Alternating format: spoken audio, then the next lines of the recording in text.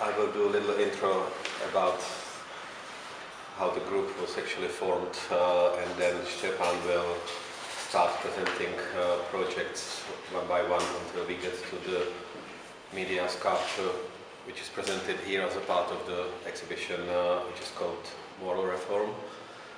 And yeah, we kind of made last-minute decision just to make it a bit easier for you that Stepan will actually speak in Czech and I will be translating. So yeah, Ztohoven group was formed in 2003, and we kind of since the beginning been called more as a kind of guerrilla art group, working in public space and hacking into media space. I think the first initiative why we actually started doing these things was that many of us who kind of formed the group, or people who were around the group and participating on different projects, still remembered communism, and we did follow the principles of the people from the dissident, basically the people like Václav Havel and other philosophers who actually helped to bring the communism down, and who actually formed the first government. And this period lasted for good like 10 years, when we actually enjoyed the free society in a way how we would actually like to see it now. After 10, 12 years, we actually had to face the reality and kind of wake up from the revolutionary hangover. And I think that was one of the first reasons when we started challenging the system in a way to see what are the boundaries, how far we can go, and what the government or establishment can actually accept, and what they actually going to start kind of seeing as something that it goes against the principles of this new country. So I think now I can pass it to Stepan so he can present the first action Ztohoven group actually did. Yeah, as Jana said, there is a small introduction that the generation from the last president of the communist era, his name is Husák. He's kissing Brezhnev. So it's a Husák's kids generation, and we call us as Havel's teenagers. Havel's kids. Yeah. Havel's kids.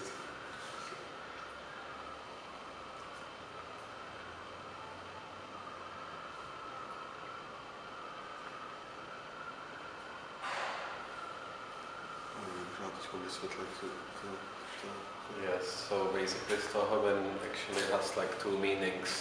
So the meaning, if you just say it in one word, it means kind of get out of it or out of it, but it also means 100 shits. So that's kind of the explanation of the name of the group. Yeah, and we make the translation for the English like out of shit. Yeah, this is our action of our group. That when the first Czech president after communist era, Václav Havel, ended his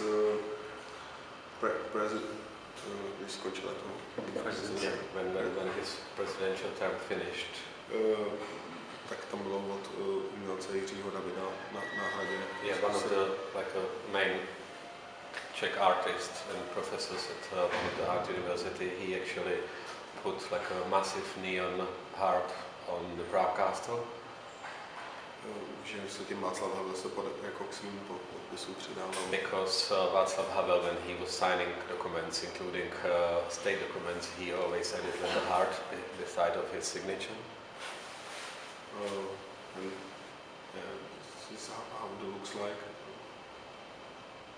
And our group changed the heart for the question mark, and because že jsme se snažili jakoby do toho vtělit ten pocit, jakože ty otázky toho, co bude následovat jakoby potom, že se měnila nějaká politická situace jakoby v zemi vůbec. The question mark obviously represented questions because with the end of the era of Václav Havel and all the people who actually fought for the revolution, they were slowly retiring, and the new generation of politicians and people with power of money kind of started taking the country over. So this was kind of the natural reaction from us, just to raise the questions.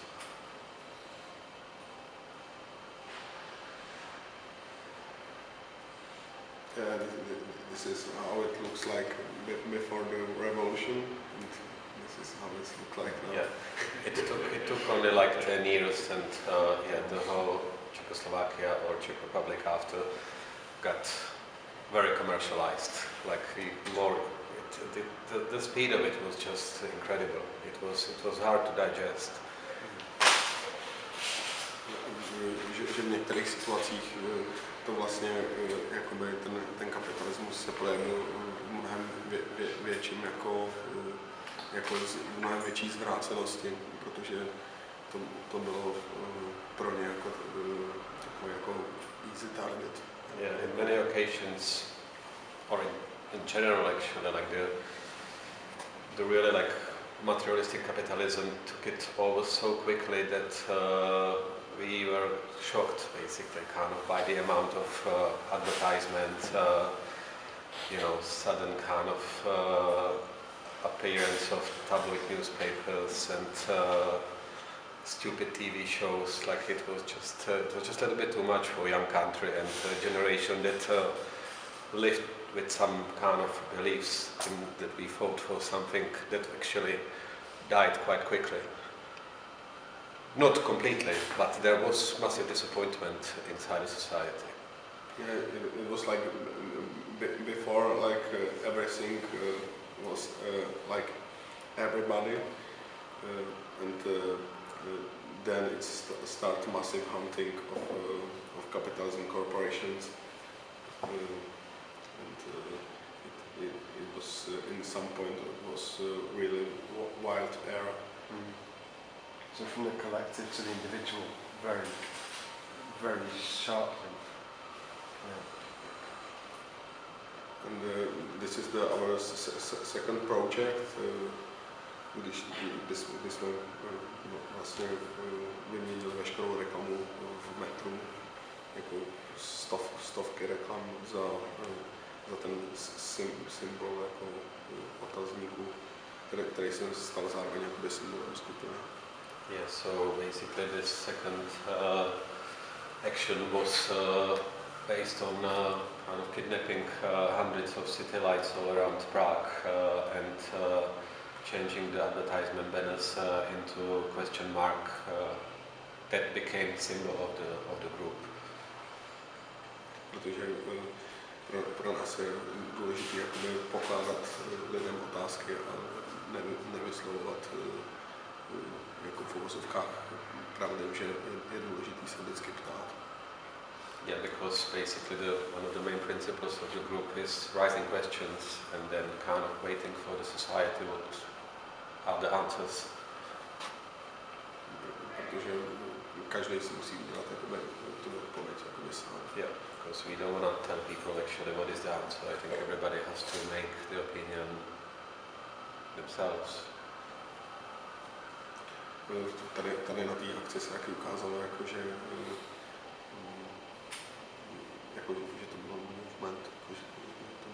Yeah, and then this event kind of the peak of this event was like a few hours exhibition in one underground tube station where we basically changed the I think 25 city lights with an actual artworks from 25 different artists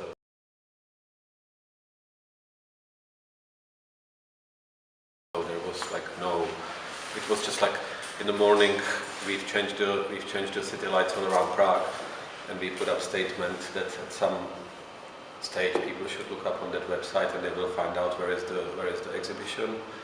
And the exhibition lasted for a few hours until the police closed it down. But there was hundreds of people basically who came, and yeah, so for us it was kind of a good sign that there is still some movement and that we've got some strong following. Yeah, and when it's movement, it's got like more power, and the energy and establishment can't put it down easily. Tohle je jakoby jedna z těch jako nejznámějších věcí. So now probably the most known action of the group comes up. As I mentioned before, we do kind of work with the public space and with media space, hacking into public space, hacking into media space. We kind of call it reality hacking. So this section was actually, I don't know if you've got something similar like this, or if you used to have it on the TV in the UK.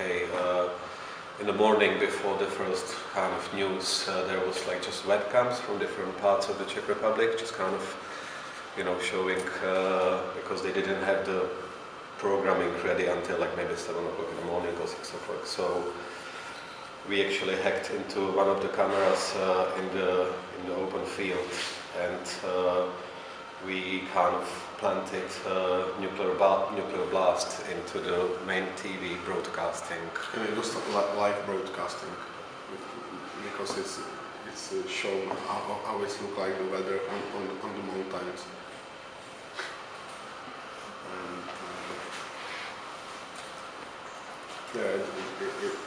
Jakože ta odezva byla jako velmi silná. Yeah, the response was really strong, like from people.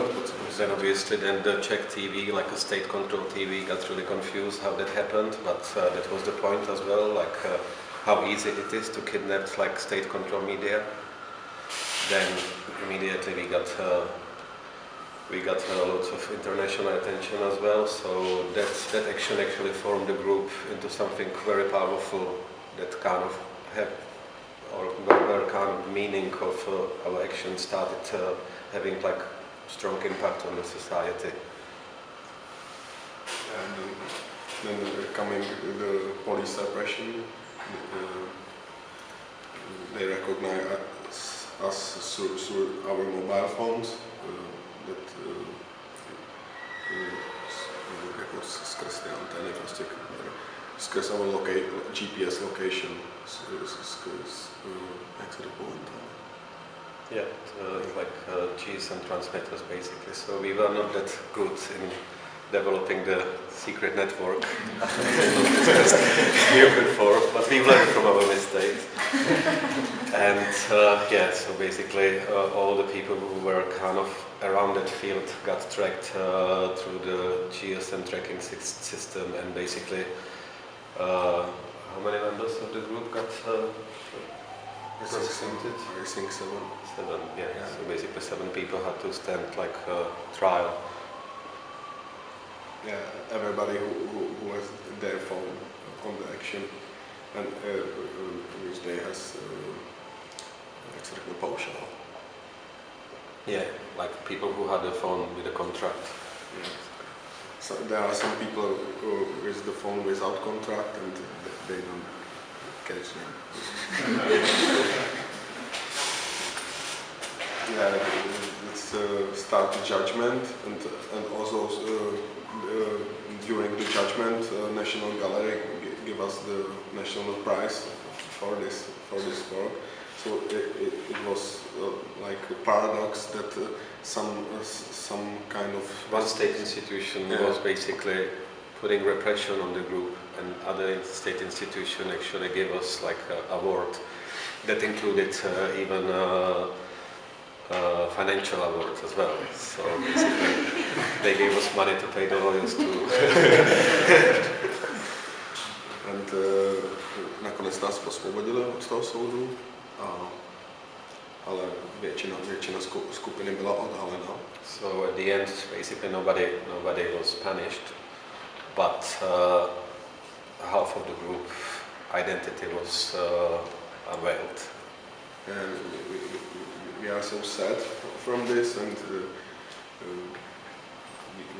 we cannot do what we do next, but pak jsme to využili a udělali jsme z toho další project. Yeah, so basically we just used that kind of weakness or the outcome of this previous nuclear blast event, and that kind of formed the next action. We mix our identities and makes the morph two faces together, and it's impossible to do this action now, but before 2010, when we do it, is the last year when we can do it, and because if you make a new, if you are going to council, make a new ID, you can come with your own photo. Yeah, back in the days, basically, you could just come with a series of your own photos. So we morphed always like faces of two members of the group. So, and then basically that was the way how we swapped the identities. So basically, we were going to the morph with a morph photograph to the council to get our personal ID, but with the name of the other member of the group. So basically we ended up having like a legal documents issued by state, but with other people's name, but with the other member of the group. Yeah, and we are living like more than half year in a different identities. And we were kind of challenging this. People were going with these IDs to China. A couple of people from this group got married. I invited few friends here to London, basically. So we kind of showed even the weakness of the European system at the time. That with this simple trick, we were actually able, under different identities, travel all around the world. And yeah, it included one guy. He got even like a permission to have a gun. With this fake identity, or not? It is fake identity, but still with the real identification card. Yeah, and then we present on this is the photo from London. There's one of the member coming from another identity to London. Then we make the exhibition and presenting on the project here. And then the police came, shut down the. But then they recognize, because they think from the media, they think that it's fake ID card. But then they recognize it's the government make the ID cards. So they had to give it back. Actually. Yeah. Yeah, so some people from the, like at least two people from the group are still, like the two who got married, they are still actually living like with the fake identities, because the institutions, they don't know actually what to do with them. They got divorced, but basically they got divorced already as like two people with swapped identities. So yeah, it's still very nice. And we have also judgment about it. But it's nothing happened again. And this is our last project. What is finished? Yeah, I think we will spend a little bit more time on this, because if you want, like there is like an interactive media sculpture you can kind of play with and see how this project works. It's just behind that curtain. And yeah, so let's go for that. Yes, so the media reality, like they call us like hackers, hitchhike the live broadcasting, and also lots of hackers community contact us.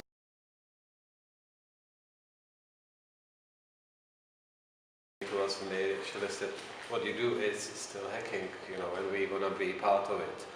So they kind of gave us the idea for this next project.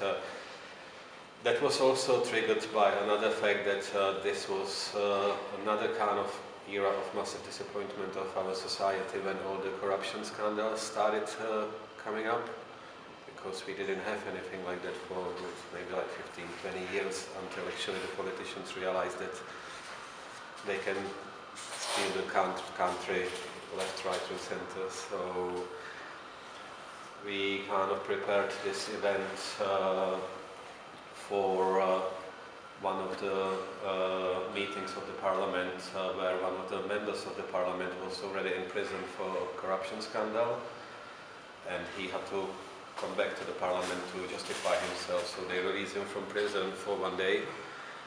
And we knew that that day was set quite in advance, and we knew that everybody's going to be there because it was one of the biggest kind of events in the parliament through the year.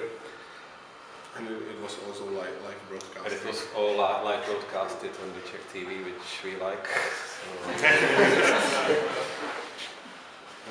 A že jsme díky tomu kontaktu s těma hackerama dostali do rukou nástroj, jak hackovat jako SMSky do mobilních telefonů.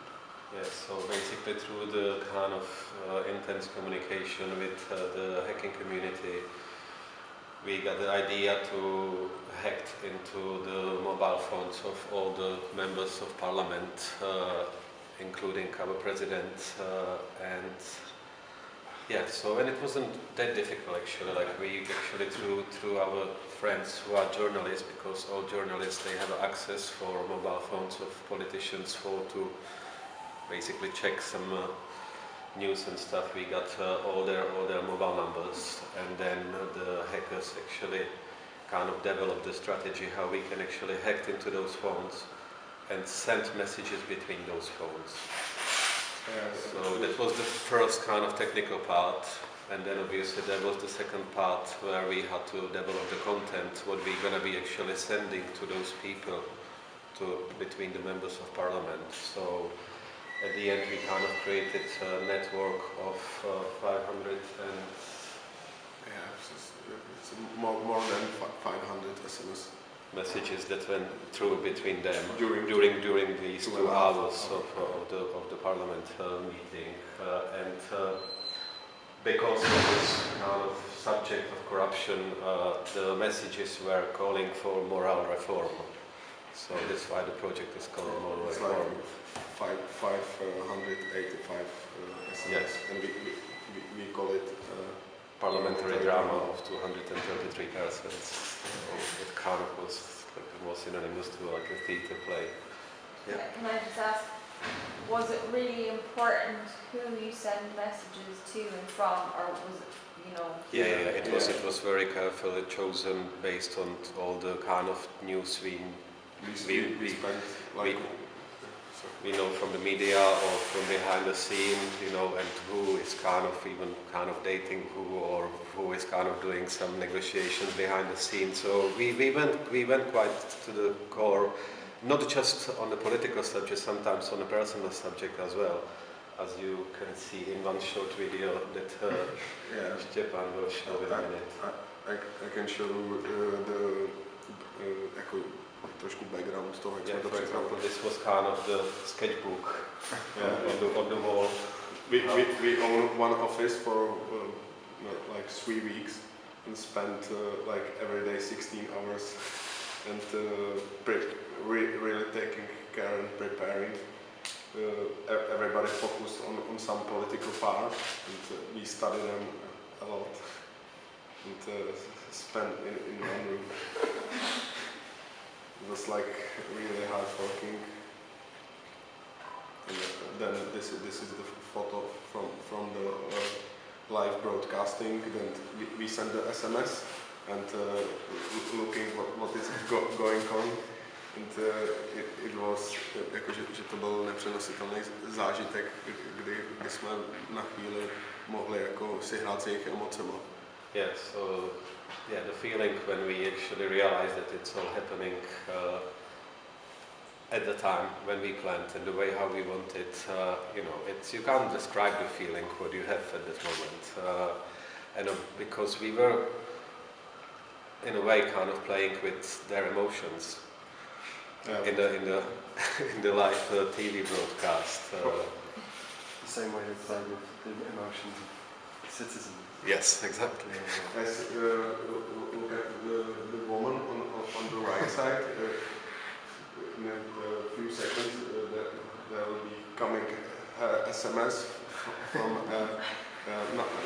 not the politician, and they have a big fight with them, also at the judgment. Yeah. And because they were in the same political party. the SMS is like, oh, I'm so sorry for everything. let's go for a coffee. Maybe let's go for coffee and solve it.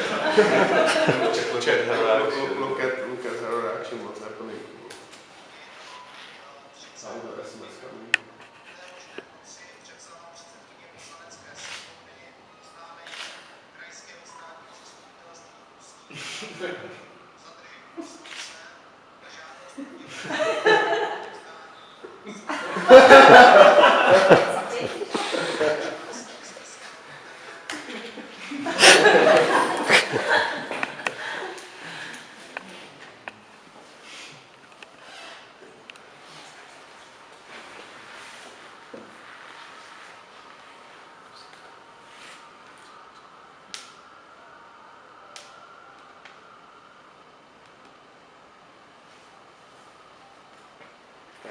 So this is how it looks like on the.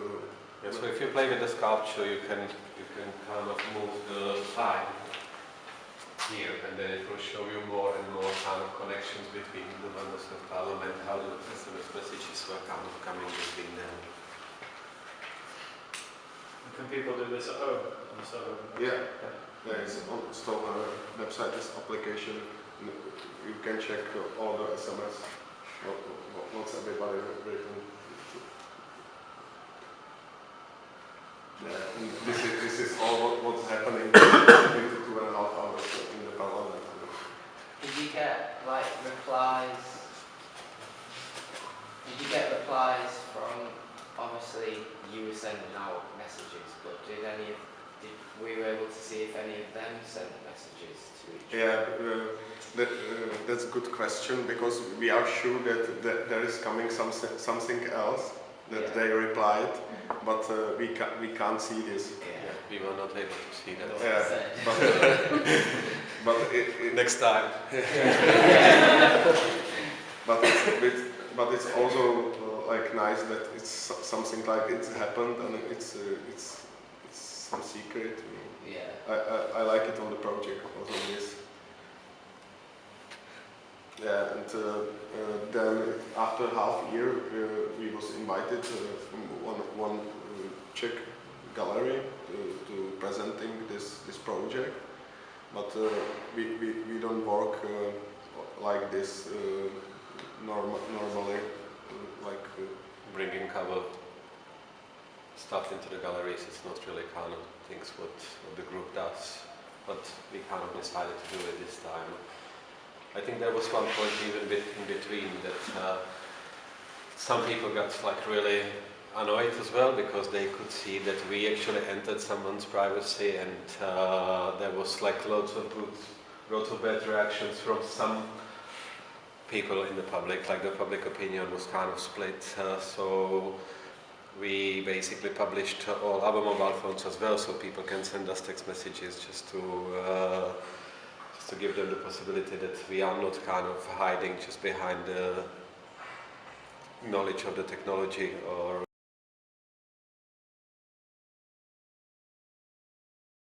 to the gallery, the mobile phones of all parliament, and we call it the mobile phone round 2, like public round, because there was a mobile phone that people can use and send the politicians text message straight away. So. But in a few hours, all the mobile phones, all the numbers was on the internet, and and like the people blocked the politician's number for 1 week, you know, because it's coming for one politic, it's coming like 1,000 SMS.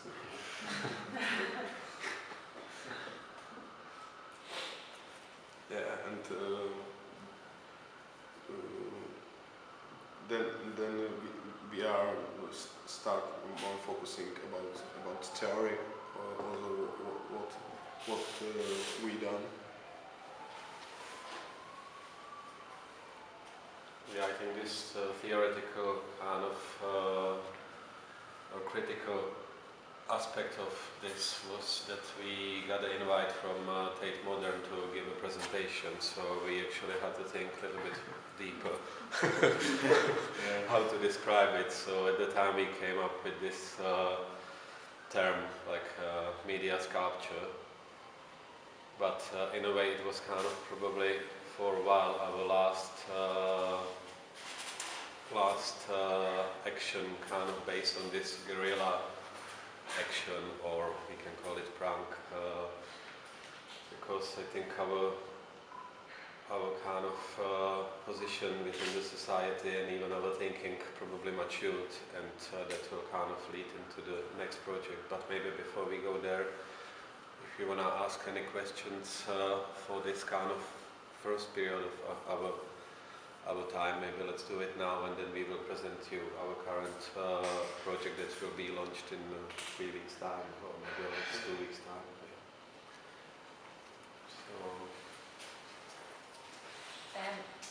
So you said earlier, I was interested in the blending identities and how you managed to get through various different levels of security and all that. But you said that kind of in the early actions, some of your members were exposed and it made it difficult to do actions. So did you recruit new people, or do you keep things kind of secret, or It's a open. you're quite public now, obviously. Yeah, it's an open group. So basically, people come and go. There is always like core of the group, which is around 20 people. But for some events it can go up to 100 as well, like including volunteers or people who just want to take part in that one particular thing. That one with the ID cards, nobody knew it because obviously we just swapped the identities, and then we were basically living ordinary life for 6 months with these swapped identities, and it was all documented. So basically we got approached by a friend of ours who is a documentarist, and she basically put together kind of script of, or gave us kind of idea what we should film and how we should film it. And yeah, we forgot to mention that there was actually like 1 hour documentary made out of this whole event. So obviously during that time nobody knew that we are doing this, and then after that we just kind of didn't care because we knew that everybody kind of knows us.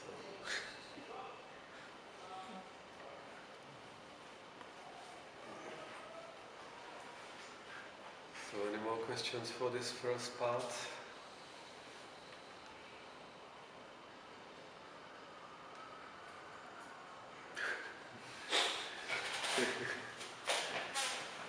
So basically kind of our recent activity is still linked very much to our first experience with the high-skilled hackers, because at the time when we were trying to understand how to send the text messages within the members of parliament, that was for the first time, and we were actually told that we're going to have to buy some bitcoins to be able to access the different GSM gates like all around the world and make basically the communication untrackable.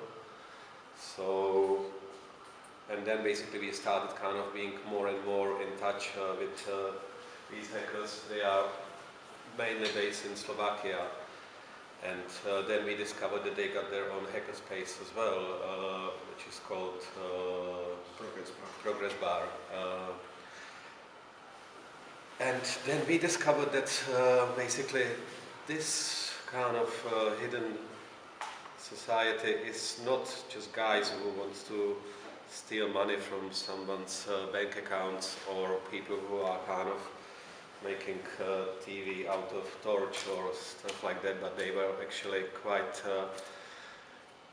intellectual in a way of using new technologies and using these new technologies into making the society more free, which are things like cryptocurrencies, 3D printing, and basically based on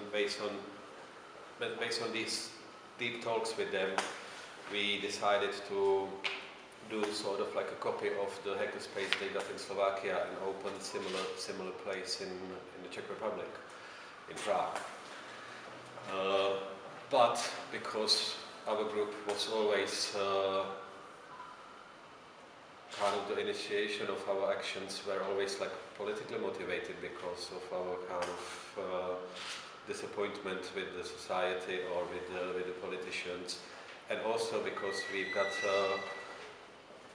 good media attention because of what we've done in past, we kind of decided to get slightly bigger space. So after searching for different spaces, we actually got hold of a 4-story building in central Prague, where we basically want to do like a think tank space, more like an educational platform, where we can educate ourselves and where we can also give possibilities to young people from all around the world to come and share their ideas and kind of educate themselves, educate us, or educate others on the subject of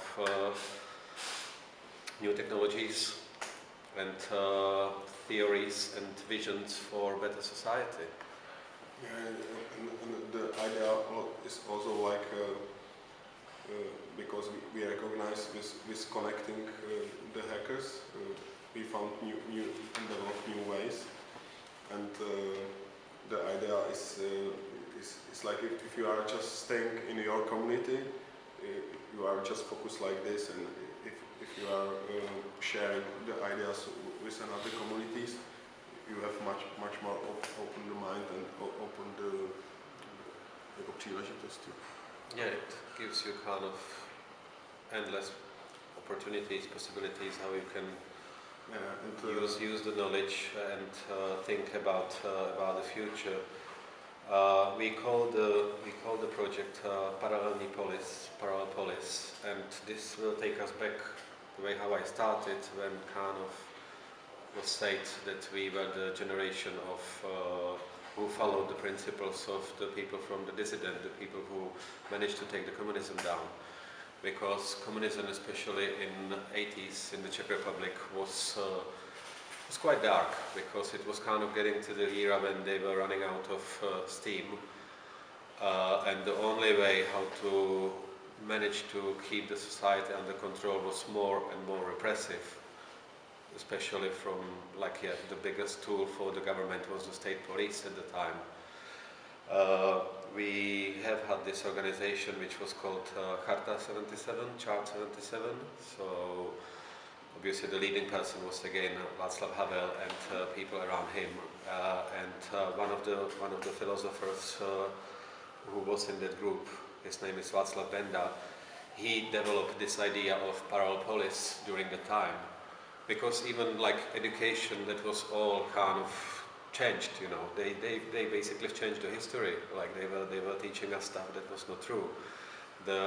All culture, all newspapers, everything was under censorship. We couldn't read books from the writers who wrote some amazing stuff, including Miloš Kundera and other people you probably know.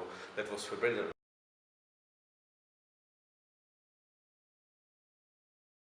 Established by this Václav Benda and the group around Václav Havel was like the kind of society that was living completely disconnected from the establishment and from the communist state. So they have had their own educational system in people's flats.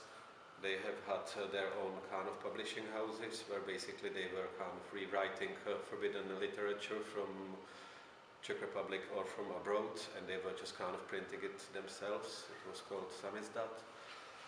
They were doing like illegal theater plays, concerts, so basically they did develop for several years like this really strong community that was living completely detached from the state. And we would like to kind of try this, put it in current world and see if we can try to live with our principles and with our knowledge and with people who do follow our ideas slightly, or hopefully in the future more disconnected or not being linked to the state. So one of the main principles as well is not to take any money from the state to support this project. So we were basically approaching just private donors. So at the moment we've got like 7 private donors who are giving us money just to pay the rent and open the building to public.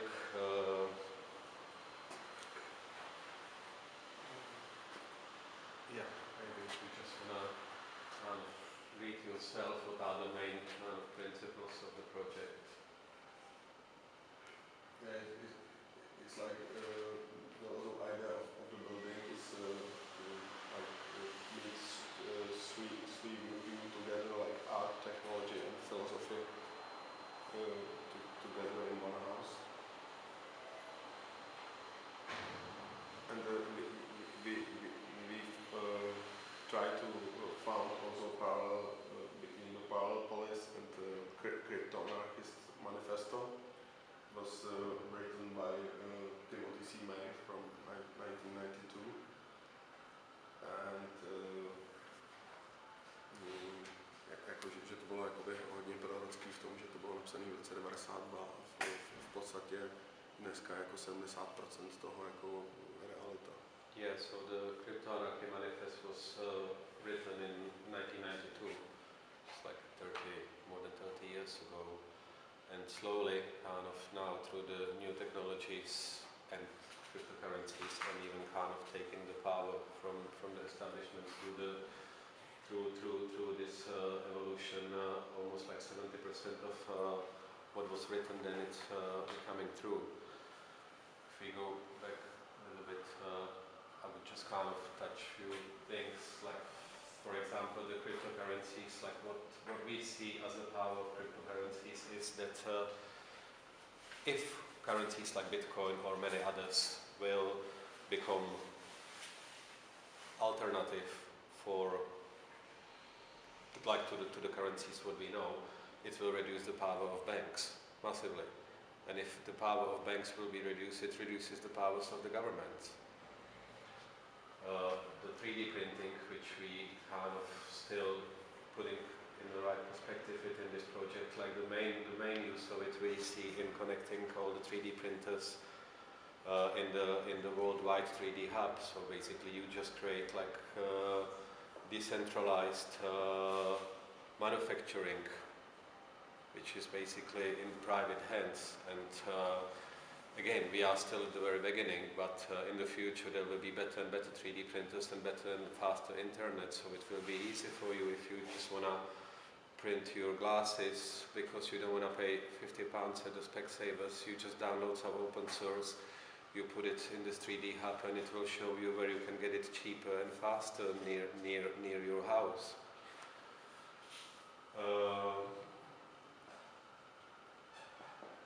But, you know, like we are still basically with all this ideology at the very beginning, and that's why we are going to open this space. As I said at the beginning, we are doing it more as a think tank space and as an educational center, which will mainly educate us and all the people around us. And on the Crypto-Anarchist Manifesto, I saw I see one thing, one point of it, like really strong idea and parallel that jak se řekne, yeah, the book press, or like book press from Gutenberg, which was developed in 15th 19th century, how this changed the society and changed the knowledge of the society, and before the knowledge is for some privilege of jako pro církev. Yeah, it was mainly just for religious purposes, like church, basically. And there is written as parallel that this is now the internet. You know, this is how the changing the world, and this is also how technology and power from the technology can change the world. Yes, so basically we will open this our new project in 2 weeks' time with Hackers Congress, 3 days Hackers Congress, where we invited people from different backgrounds. So yeah, as I mentioned several times, cryptocurrencies. We've got some philosophers and who kind of are on the political science, maybe developing some sort of like a libertarian theories, but again based on the principles that new technologies are giving us. Biohacking and stuff like that, basically. So yeah, if you have some spare money and you want to come to Prague, you are more than welcome. Yeah, and the project we start we open at the 9th of October, and 10, 11, 12th of October we are opening the space with the Hacker Congress. But then after that there will be like a regular program of the space, so there will be lectures, film screenings, talks. The idea of it is that the basement of the space will be 3D lab, or hopefully even in the future something a bit more advanced. Ground floor will be a meeting point, a cafe, like a networking point, but the only currency you can use will be cryptocurrency, so you won't be able to pay with normal money there. Then first floor co-working space, and top floor will be hacker space. Ještě by bylo možná dobrý říct, jako, že když se řekne hackerspace, tak každý si představí jako...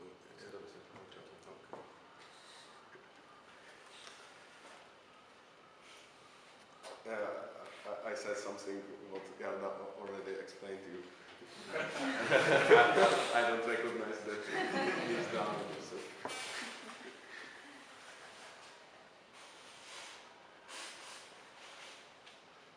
Yeah, so any question? So this looks very expensive. Your benefactors must be very generous. The building, we are now developing some software that all our accountancy will be available online all the time, so everybody can look our accounts, and all our donors will be public as well to everyone. So we are just kind of looking, because this kind of happened quite suddenly to us, that we've been kind of offered this building and we had to make our minds very quickly. So the rent of the building is around £3,000 a month.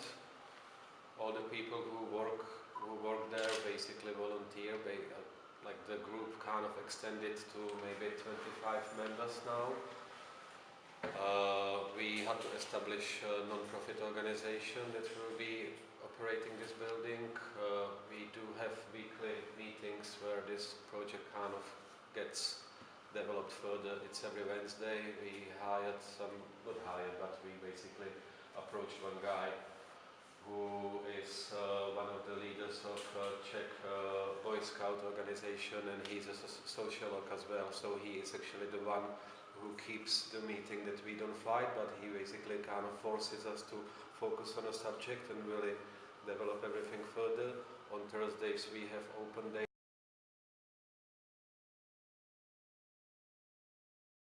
Offer us things as well, like, you know, you want projector, I can lend you our projector. You want some chairs, we have to go, they take our chairs. So far the only expense of what we've got at the moment is just to pay the rent, and we found 7 donors at the moment, and each of them are paying something like 500 quid a month. So that covers the rent and some basic expenses for us at the moment. I think tomorrow we will start crowdfunding platform as well. The hackerspace people will have to pay basically to be members of the hackerspace. Again, it's like 500 quid a month, which is in pounds something like 15 pounds a month to have your own space and be member of the hackerspace. So that's kind of how we will try to create like little kind of microeconomic experiment.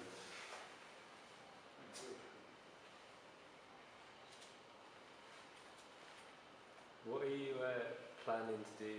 So obviously on the slide, but so when you start like finding stuff out, are you planning on like releasing? Yeah, definitely. Like I think all the lectures and talks will be recorded, and hopefully, kind of, we will find some time and edit all the materials and start kind of our own educational channel, whatever, if it's Vimeo or YouTube or something new. We want to work closely with universities, technical universities, philosophical universities. So. But the project itself is open source, so whoever comes can participate. Yeah, it's like it's really on the beginning, and we don't really know what's going to happen. Great. Any more questions from the floor at all? Anyone? So what do you plan to do with the building eventually? Do you want to buy it outright or? Well, we've got discounted rent only for 1 year, so we actually have 1 year for this whole building to establish the project and hopefully convince the landlord that the project is good and that he should still keep giving us the discount, or maybe we will attract more donors, or maybe the crowdfunding will give us money even if the rent goes higher. It's actually not that much higher, like we've got a discounted rent for 1 year, and then after that it's maybe like 4.5 instead of 3, which is more expensive, but I think it's still manageable if we kind of manage to meet all the expectations from the project.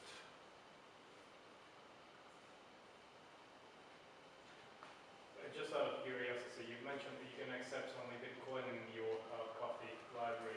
Is it not against the law to accept a different currency only and not accept your own currency? But as I said, it's called parallel polis, so we actually Well, I understand that. are ready to be challenged by the government that we do something. It's not going to be for the first time.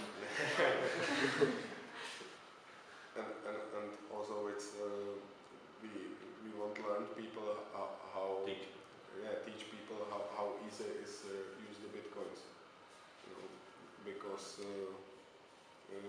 you can use it also the paper wallet. Like you can print the QR codes, and as the value of 1 coffee.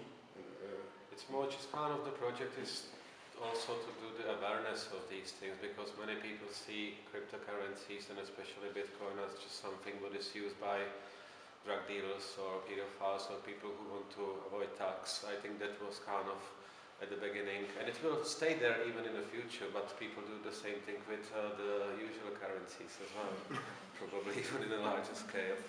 So we just basically kind of believe in this alternative, and we want to push it and basically do some kind of awareness job for it. Great. On that note, I think that's a great point to end it on. It's a very inspiring future space, no doubt, and looking forward to seeing it in October. So if everyone could give them a round.